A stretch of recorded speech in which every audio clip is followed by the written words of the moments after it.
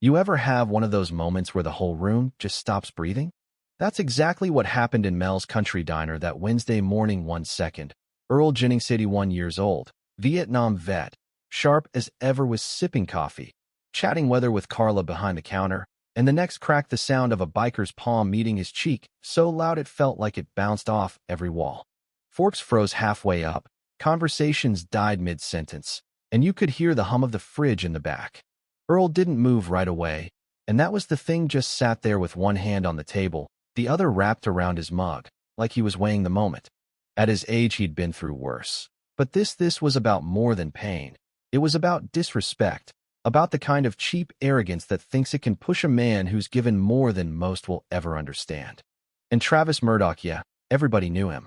Leather jacket, iron jackals MC patch, sour beer on his breath, a man who'd rather start trouble than finish a shift at a real job.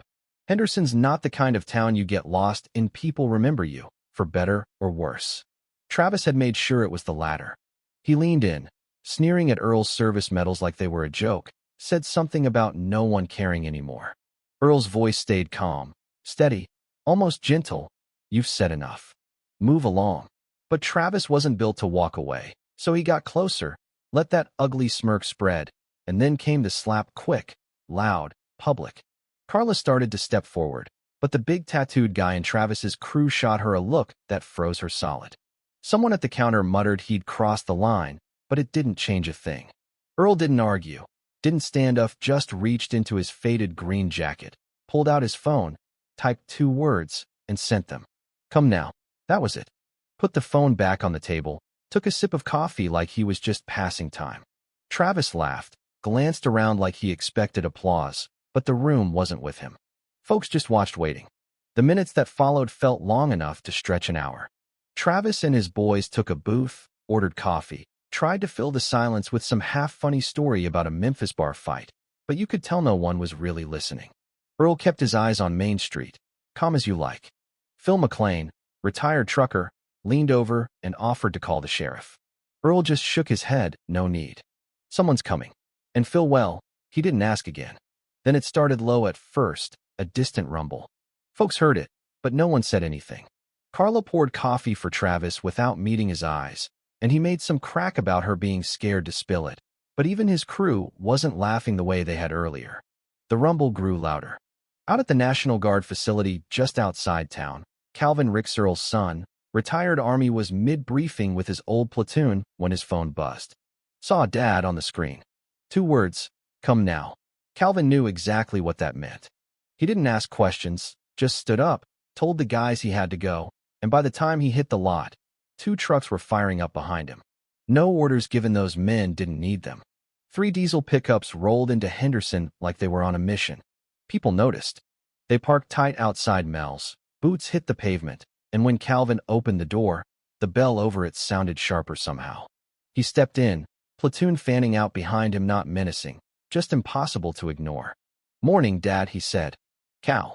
Earl nodded, then tipped his head toward Travis. This man doesn't understand respect. Calvin turned his gaze on Murdoch. That right. Travis tried to play it cool, made a crack about Calvin being smaller than he expected. Calvin didn't bite.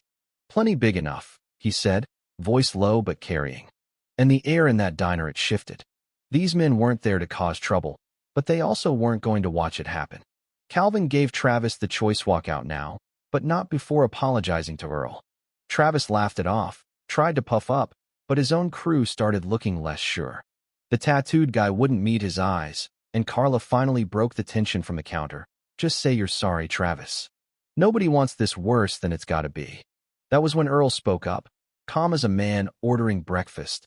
Do you know what it's like to hold a dying man's hand and promise you'll make it home? I do.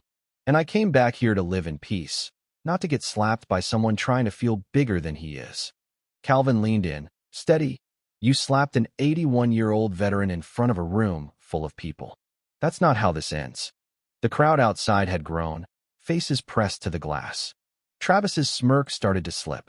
Calvin repeated the choice: clean exit or carry it around forever in a town where everyone remembers. Patrick Doolin, one of Calvin's guys, chimed in from the booth. You ever been the only one in the room who doesn't understand the rules? That's you right now. Even Phil got in on it. Two kinds of men. The ones who can admit they're wrong, and the ones who die pretending they're not. You're picking which one you are right now. And maybe that was the thing that cracked it. Travis stood, slow, like the weight of the moment had just caught up. Looked Earl in the eye, and said it. I was out of line. I'm sorry. Added something about not meaning disrespect, but the words were there. Earl gave him a nod. Respect starts there. Travis turned for the door, but Calvin called after him. You'll remember this. Next time you think you're proving strength, ask if you're just hiding weakness. And that was that. The bikers left to the sound of their own engines, the crowd outside parting, some filming, some just staring. Inside, the room let out a breath. Carla poured Earl another coffee on the house. Folks went back to their meals, though you could tell they were different now. Henderson's not a dangerous place, but it's the kind of town where respect matters, and that morning was a reminder. Earl and Calvin finished breakfast like nothing had happened, though every so often, someone would glance over, just to check he was still sitting as steady as before. Outside, the trucks gleamed in the sun, the last of the crowd drifting away. Earl knew word would travel online by nightfall, whispered in line at the grocery by tomorrow. And maybe that was the point. Make the next guy think twice, he said. As they stepped outside, Calvin asked why he hadn't just called the sheriff. Earl's answer was simple. Didn't need an arrest. Needed a lesson. And I knew you'd bring men who could teach it without throwing fists. Calvin thought about that, nodded. Think it'll stick? Earl shrugged. Maybe not enough to change him, but enough to make him think twice. That's all you can do for some people. The smell of fresh bread from the bakery drifted down Main Street, the sun catching on chrome bumpers, the quiet settling back in, but it wasn't the same quiet as before. It was the kind you get after a storm, when people still glance over their shoulders, remembering the thunder. Earl adjusted the bill of his cap, and they stood for a moment before heading to the truck. And you could feel this wasn't just about a slap in a diner.